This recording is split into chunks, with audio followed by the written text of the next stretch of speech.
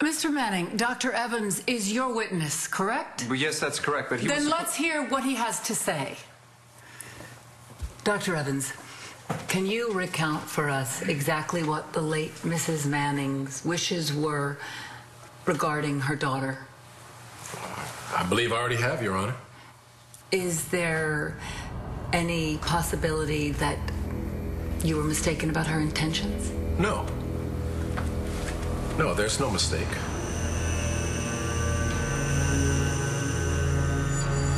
Your mom told Greg she wanted to see you and Todd before she died, right?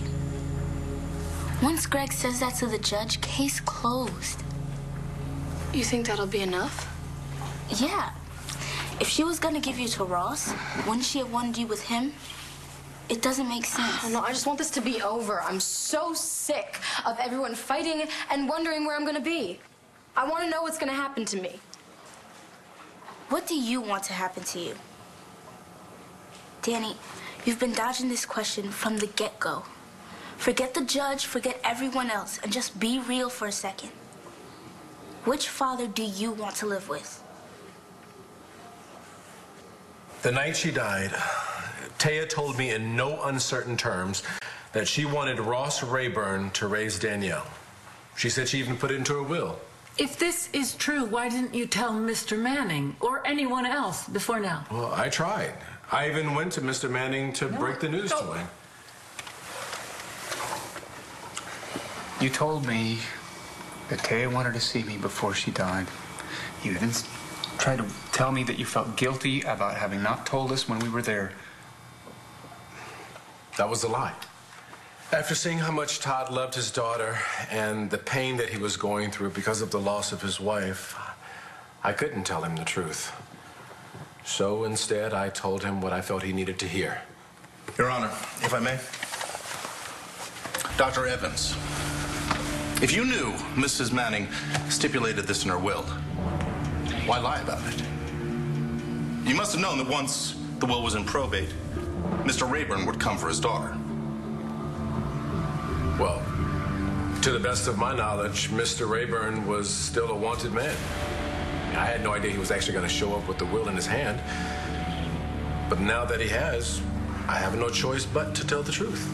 Your Honor, if he's just admitted to lying before, how do we know he's telling the truth now?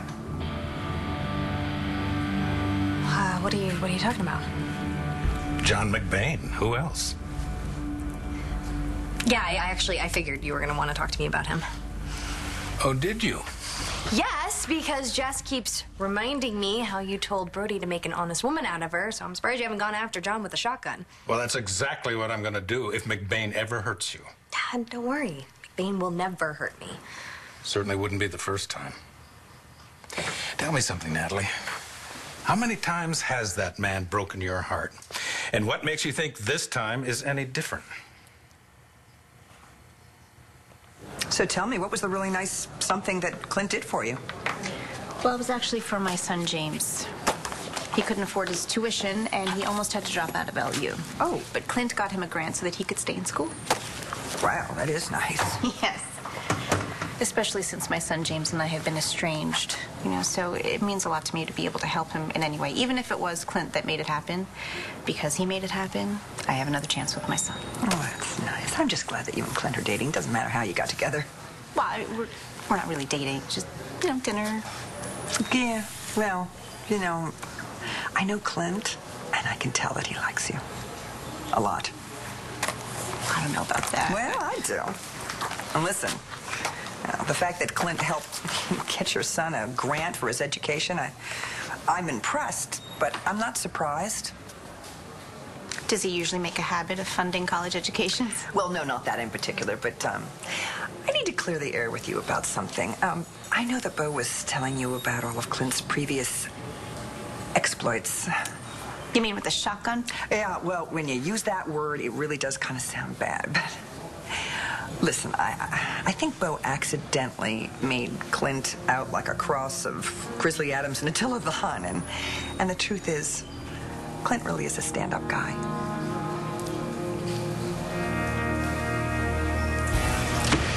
Well, now all I have to do is stand here and wait for my cheeseburgers.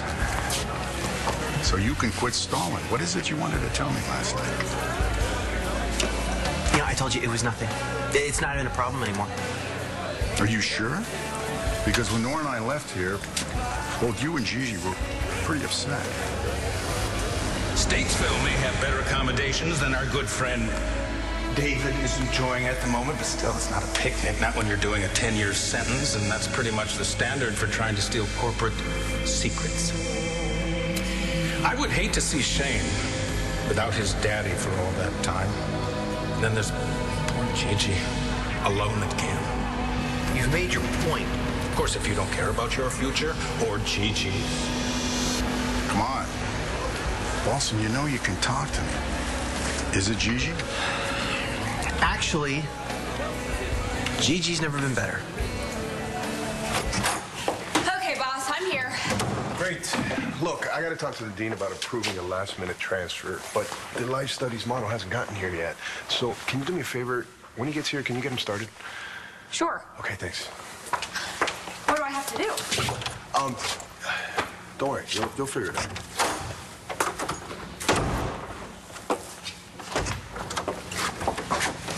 Hi, is this Professor Vega's class? Yes, it is. Can I help you? Yeah, I'm Joel, the life studies model. Oh, hi, I'm Gigi. Nice to meet you. I'm Professor Vega's assistant. I'm supposed to help you get started. Great.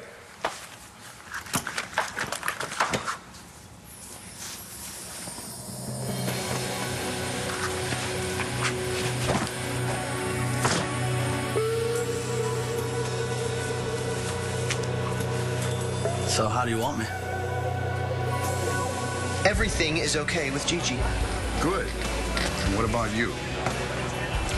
You in any trouble? Never stop looking out for me, Dave. What? Somebody's got to do that. I was such a sleaze when I first came here.